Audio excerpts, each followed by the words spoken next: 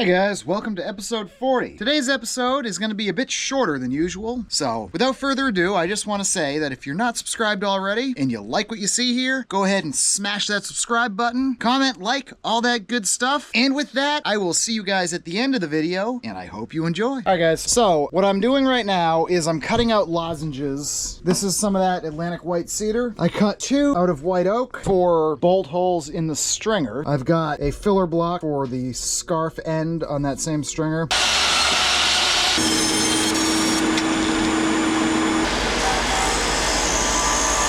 Alright, so first step with doing the lozenges in the inside of this is to sand the outside of it so that I can put packing tape over it and create dams for the epoxy. I want to do this first so that I don't get any bottom paint dust up into the recesses.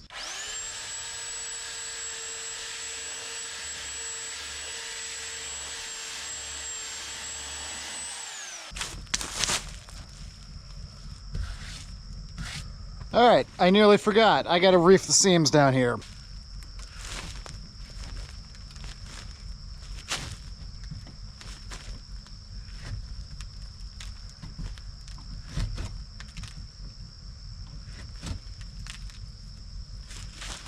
Hell of a lot easier to reef seams when you haven't friggin' got adhesive in them yet. This is the one where some friggin' rocket surgeon ran a screw right through the freaking caulking. Some people, man. Although it does give me a convenient place to start with the reefing.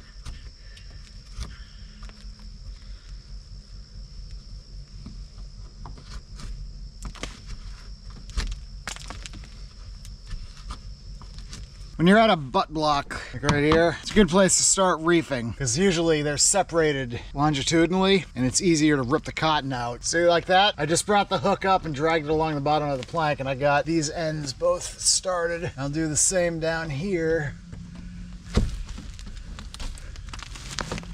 And this one's fairly loose.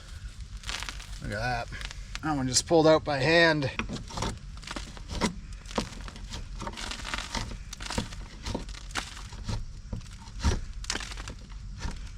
Some of these seams, the cotton is just rotted out, like this one here. There's just nothing left. So I don't think this boat was ever recocked. I think because they had the copper plates over some of the failed butt blocks, and I don't think anyone ever thought that she might need new caulking. Do the maintenance. Cotton in these lower planks. Look at that. There's like a little bit of cotton left on there, but it's all rotted and nothing left. Now look at that. It's like black and crumbly. All right, so got the seams reefed.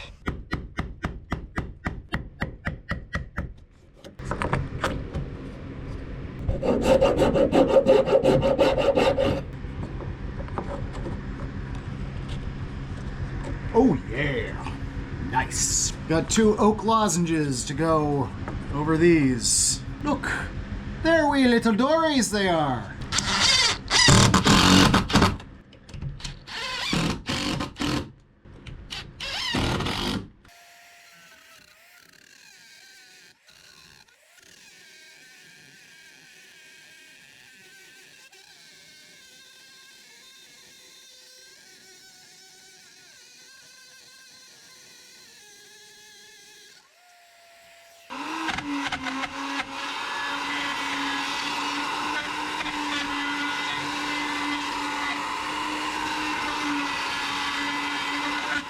Oh, yes.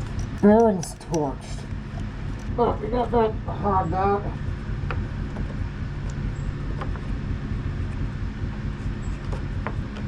Alright guys, well, I've got some of those bearings on order from Amazon, but they won't be here till Wednesday, so we're gonna call it for today. I will catch you guys next time I am working on this. Hopefully by then the bearings will arrive. I can do this. I want to do all of this epoxy work all at once. Alright guys, what's going on? It's about 4:30 on a Monday, September 16th. So, I'm going to go ahead and get the laminates off of here. Then I'm going to lay out the wax paper and tape. Then I got the epoxy sitting on the deck over there. Mix up about 10 pumps, plenty of silica. Get the second frame made. Port aft one. Alright. Oh.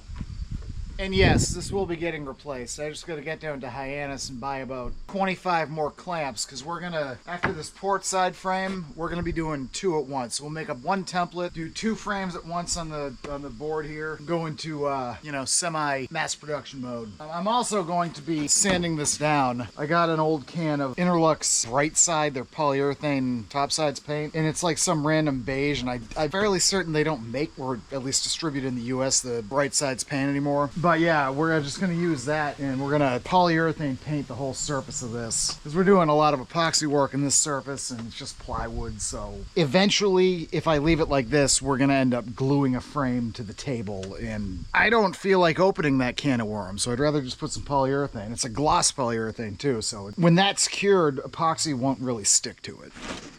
A little bit of springback. These are still way more flexible than the last ones I did. Interesting. Fresher wood, that's probably why. The wood for that frame, that was made from big old white oak timbers that I brought home from work that were just used to prop stones up on for probably the past 30 years. All right, I'm gonna get the paper down. You guys don't need to watch me do that again. Let's mix up some epoxy. This frame made.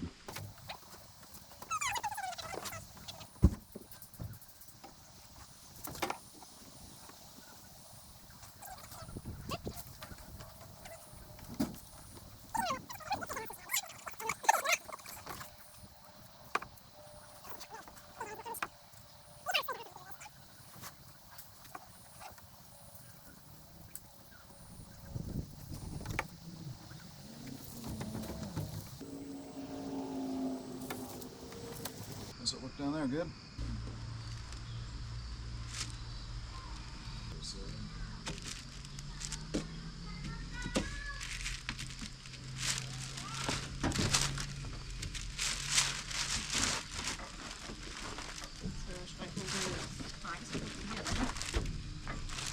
Here, push them in. The very middle one needs to be pushed in. Okay, perfect.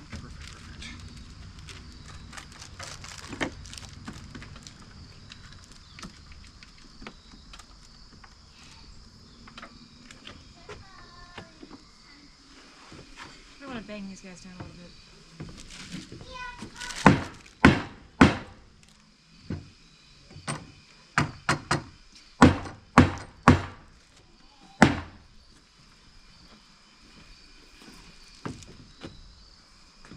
I think it's good enough.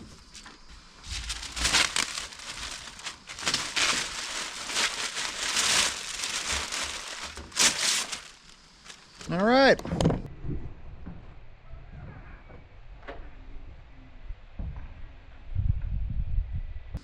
Excellent. All cured. A lot of squeeze out. So we're gonna try out this Bosch power hand plane. All right, let's try it out, shall we?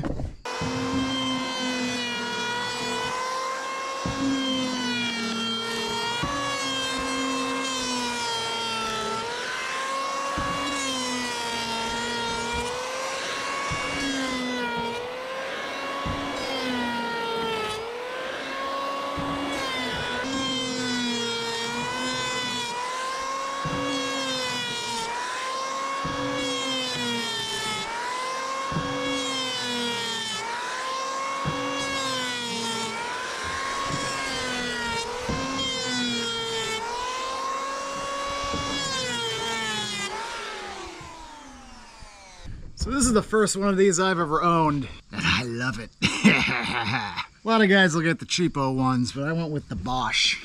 Buy once, cry once.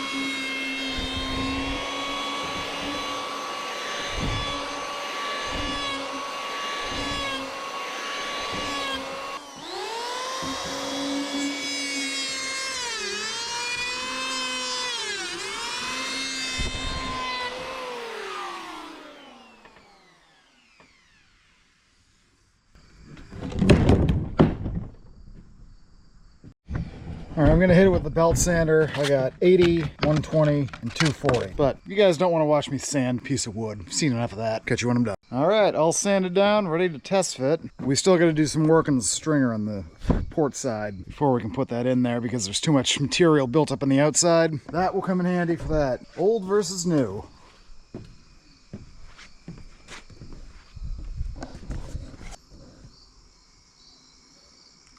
Nice. Alright guys, it's Saturday, September 28th. Wanted to show you guys some decent white oak that I brought home from work. Got about 8 roughly 1-inch boards and 4 5-foot 2x4s. This was a 5x8 bluestone slab pallet. This has nail holes in it, but that doesn't mean we can't use it. It's 8 foot long, so we can cut these down to 94 inches, so they match the raw oak stock that I have in the basement. And we'll just mill these guys down 1 3/4 sections, mill them down into 1/4 inch slats. And then what I'll do is I'll sandwich these guys with the nail holes in between layers of the fresher oak that I got from the lumber yard. So we'll stretch that, stretch this, lower our costs, but have plenty of serviceable frames. We're gonna go up and do some routing inside, and I'll show you what's going on up there. All right, so we're back at it. Got a new bearing and a new bushing on this bit. Got a whole bunch more. So let's get to it.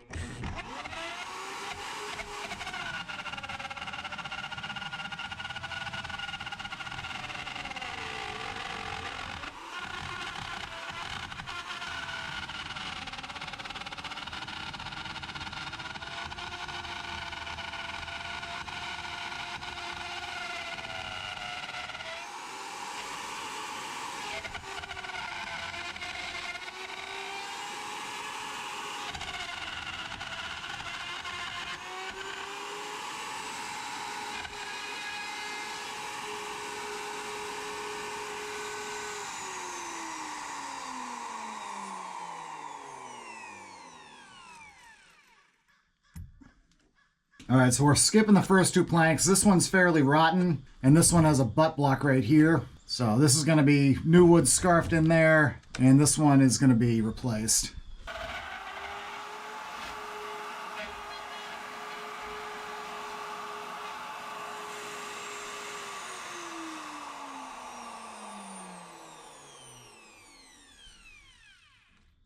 Lasagna's ready. Huh? Lasagna's ready. Oh, okay. Be right out. We're in. All right, well, yeah. It's dinner time, so I will get you guys after. All right, dinner was delicious. Oh, and in case you guys are wondering, I know at least one of you was concerned about me smoking. Well, I'm at almost a year sober, so I'm gonna switch over to these nicotine pouches. Got a few smokes left, but once these are gone, that's it. So, yeah.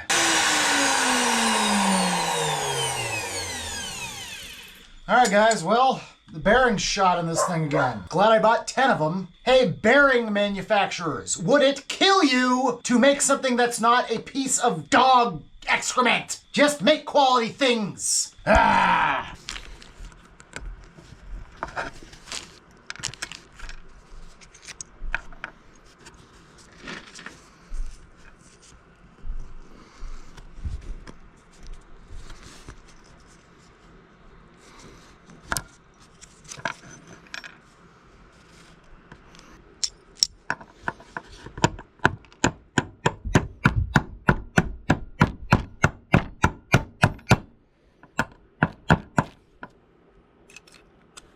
And here's the old one. So these are the retainer pieces that go on either side. Completely gone. Man. All right, let's try this again. All right, we got a new bearing on. Let's give it a try.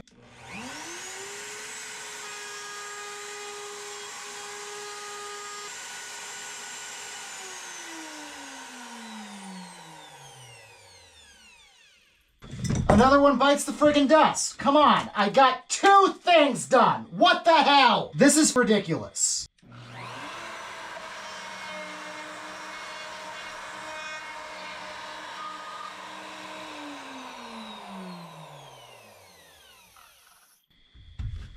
All right.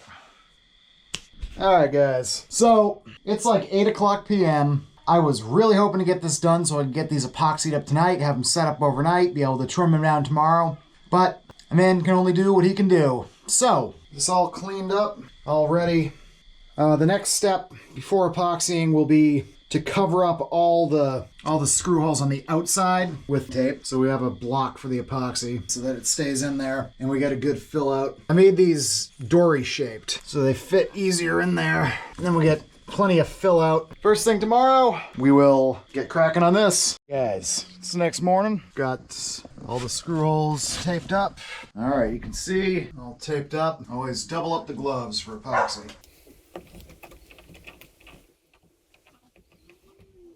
So I'm not going to bother doing unthickened at all on the plank ones. I'm just going to thicken this up.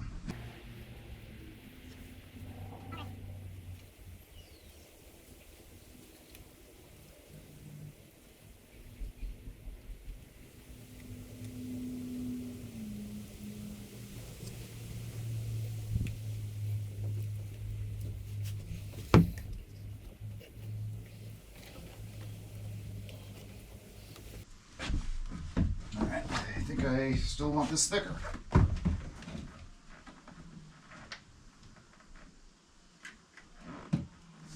Hey, Dad. Yeah?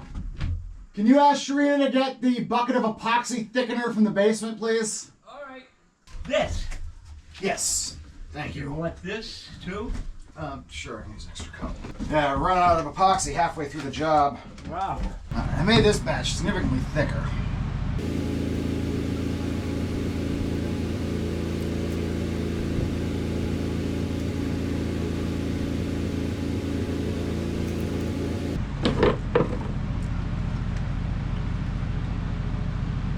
That's what I'm looking for. Nice squeeze